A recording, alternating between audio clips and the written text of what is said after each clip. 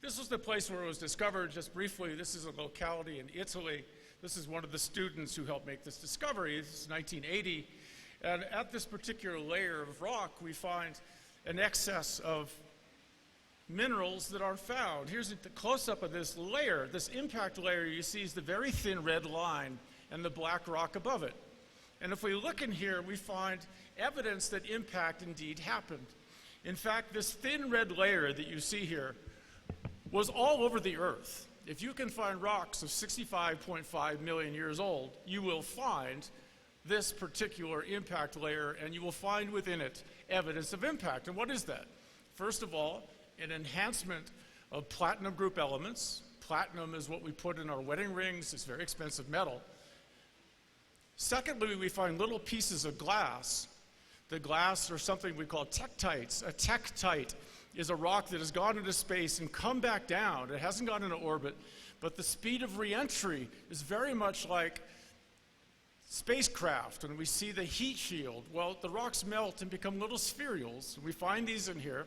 And then finally, we find pieces of quartz that have striations on them that humans can produce only with atomic bombs. When you blow off an atomic weapon in a desert with a sandstone base or anywhere sand, the sand grains show these shock lamellae. Well, we find these in here. We have a great idea of what an impact extinction looks like. But this slide is also interesting to me because you see the way there's black rock above the red. That black rock was deposited in what had been a very rich, lively ocean setting, maybe 100 feet deep. And all that white rock down below is chalk. It's made up of trillions of tiny pieces of calcium carbonate, the skeletons of a planktonic creature. The black rock above tells us the plankton was utterly wiped out, utterly wiped out. And so we have the effects of large body impact not only on the dinosaurs of 2 slides ago, but on the smallest of the creatures. And wiping out the plankton had a far greater biological effect than wiping out the dinosaurs.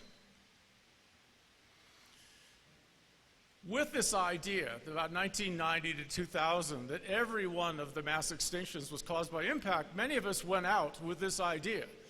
And we went out, I think, with really a sort of a bad view of science. I certainly went out to prove that others of these mass extinctions were caused by impact as well. Well, it wasn't quite that bad. The overriding idea in the past was that it had been caused by climate change. But we were so sure, so cocky, so full of ourselves at discovering this impact extinction that we were sure we would find the evidence elsewhere. And following the 1980s, where I worked on this particular extinction, the 1990s,